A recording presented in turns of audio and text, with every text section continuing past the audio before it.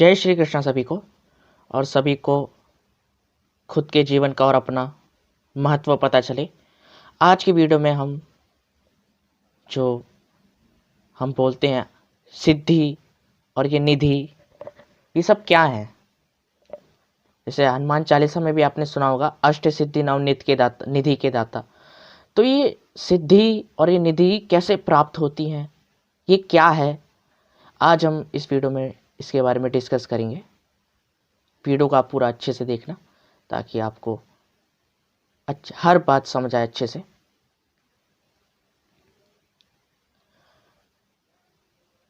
हनुमान चालीसा में एक पंक्ति आती है, अष्ट सिद्धि नव निधि के दाता, निधि के दाता असवरदीन जानकी माता। इसका अर्थ है कि हनुमान जी 8 सिद्धियों और 9 निधियों को देने वाले हैं। माता सीता ने उन्हें ऐसा आशीर्वाद दिया था। सिद्धि का अर्थ होता है किसी कार्य को पूर्णता और उसकी सफलता की अनुभूति होना।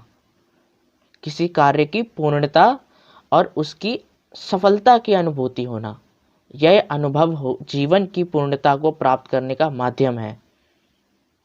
जीवन की पूर्णता को प्राप्त करने का माध्यम है। सिद्धियां का अर्थ क्या होता है? क्या होता है सिद्धि? कहते हैं कि उसे इस कार्य में सिद्धि प्राप्त हो गई है। तो इसका अर्थ क्या होता है? उस व्यक्ति ने किसी कार्य में विशेष में असामान्य कुशलता प्राप्त कर ली है। वह अपने ही तरीके से दक्षता के साथ उस कार्य को पूर्ण और दूसरों से बेहतर तरीके से करता है। किसी भी कार्य में सिद्धि प्राप्त करने के लिए कठिन साधना की आवश्यकता होती है। आज बात करते हैं उन सिद्धियों के बारे में जो बजरंगबली की कृपा से सहज ही प्राप्त हो जाती है। मार्कंडेय पुराण तथा ब्रह्मा वैवर्त पुराण में सिद्धियों को इस प्रकार वर्णित किया गया है। अरणिमा, लघिमा, गरिमा, प्राप्ति, प्राकम्य, महिमा तथा ऋषित्वं व वशिष्ठवं सर्वकामा वशायता। कैसे प्राप्त होती हैं सिद्धियां? सिद्धियां की प्राप्ति की राह इतनी आसान नहीं है। इसके लिए जीवन का अनुशासित होना, मन पर नियंत्रण होना अति आवश्यक है। सिद्धियां 2 प्रकार की होती हैं, परा और अपरा। परा और अपरा। इन सिद्धियों के प्राप्त के बाद ब्रह्मांड का कोई भी कार्य किसी साधक के लिए असंभव नहीं रह जाता। लेकिन यह इन सिद्धियों का ही प्रभाव है कि इनकी प्राप्ति के बाद साधक सांसारिक मोह और भौतिक वस्तुओं की प्राप्ति की लालसा से ऊपर उठ जाता है। अब जो पहली सिद्धि है उसके बारे में पढ़ लेते हैं। हमारी पहली सिद्धि जो है अणिमा सिद्धि। स्वयं को सूक्ष्म कर लेने की क्षमता को ही अणिमा कहा जाता है। यह ऐसी सिद्धि है जिससे युक्त होकर व्यक्ति सूक्ष्म रूप धारण करके एक अणु के रूप में भी परिवर्तित हो सकता है। अणु के रूप में भी परिवर्तित हो सकता है, यानी बहुत छोटे। ये पहला सिद्धि है, उसका यह अर्थ है। अणु की शक्ति से संपन्न होकर साधक उस परम शक्ति से साक्षात्कार कर लेता है। दूसरी सिद्धि पढ़ते हैं। दूसरी सिद्धि है महिमा सिद्धि। दूसरे नंबर पर आती है महिमा सिद्धि। इसका अर्थ होता है अपने को बड़ा एवं विशाल बना लेने की क्षमता।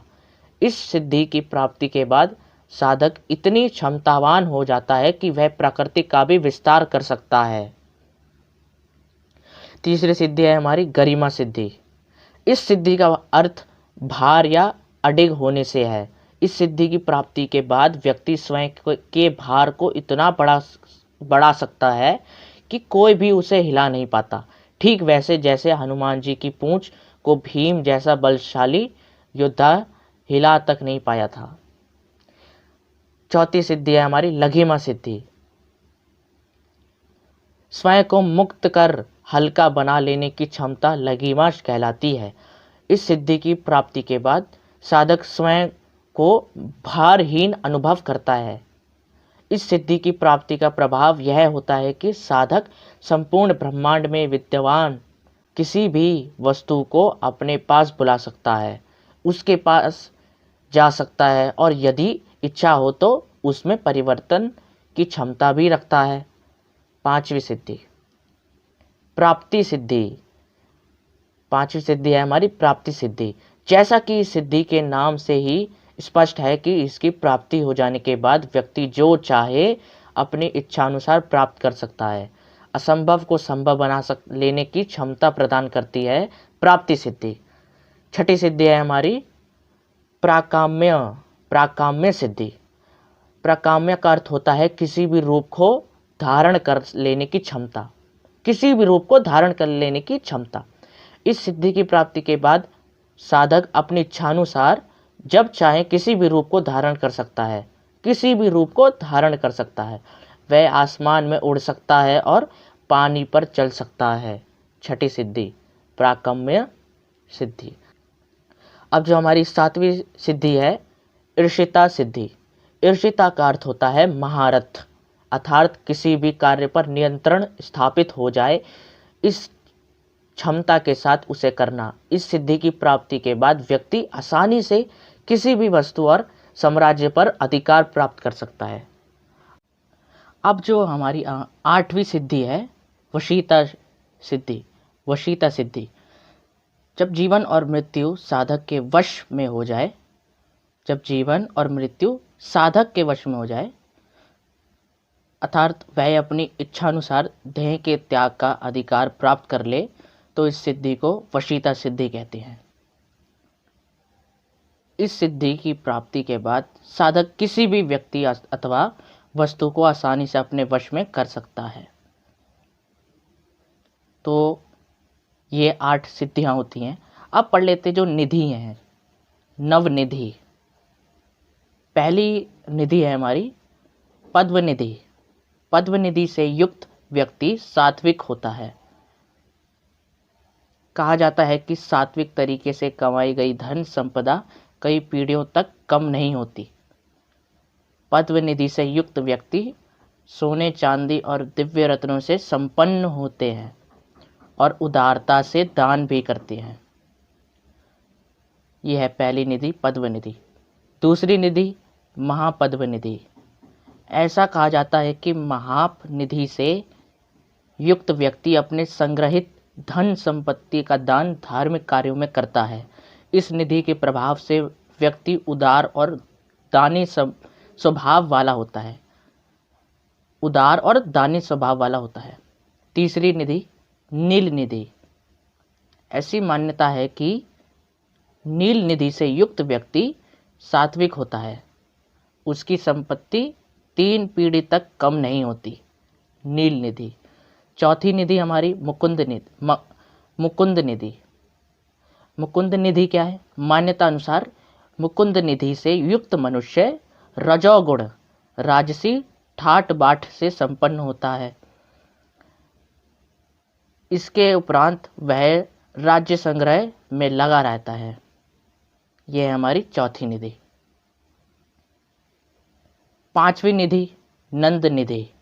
नंद निधि से युक्त व्यक्ति रजस जुनून गति और तमस में अज्ञानता जड़ता आलस्य गुणों वाला होता है। वही कुल का आधार होता है। ये हमारी पांचवी निधि। छठी निधि क्या है? मकर निधि। यह निधि बहुत विशेष है क्योंकि मकर निधि से युक्त व्यक्ति अस्त्रों और शस्त्रों का संग्रह करने वाला होता है। यह गुण वाला व्यक्ति हमेशा युद्ध के लिए सज तैयार रहता है। सातवां निधि जो सातवीं निधि है कच्छप निधि। कच्छप निधि लक्षित व्यक्ति सदैव अपने संपत्ति को गुप्त रखता है, किसी और को उसका उपयोग भी नहीं करने देता है। अपनी संपत्ति का स्वयं उपभोग करता है, सांप की भांति उसकी रक्षा करता है। सातवीं निधि क्या है हमारी? कच्छप निधि।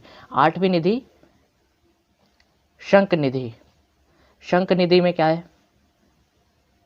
यह अद्भुत निधि का प्रभाव एक पीढ़ी तक रहता है। मान्यता है पीढ़ी तक रहता है। मान्यता के अनुसार व्यक्ति कमाता तो बहुत है पर परिवार को नहीं देता, उसके कारण परिवार सदैव गरीब रहता है। 9वीं जो निधि है हमारी आखिरी निधि, खर्व निधि। खर्व निधि बहुत विपरीत दिखाई देती है। इस निधि को प्राप्त करने वाला व्यक्ति मिश्रित स्वभाव का कहा गया है। मान्यता के अनुसार इस निधि को प्राप्त करने वाला व्यक्ति विकलांग और घमंडी होता है। यह समय आने पर दूसरों का धन और सुख भी छीन ले सकता है, क्योंकि उसके स्वभाव का अंदाज़ा लगाना मुश्किल है। तो जो ये निधियाँ, ये अलग अलग प्रकार के लोगों के गुणों को दर्शाता है, यही निधि है।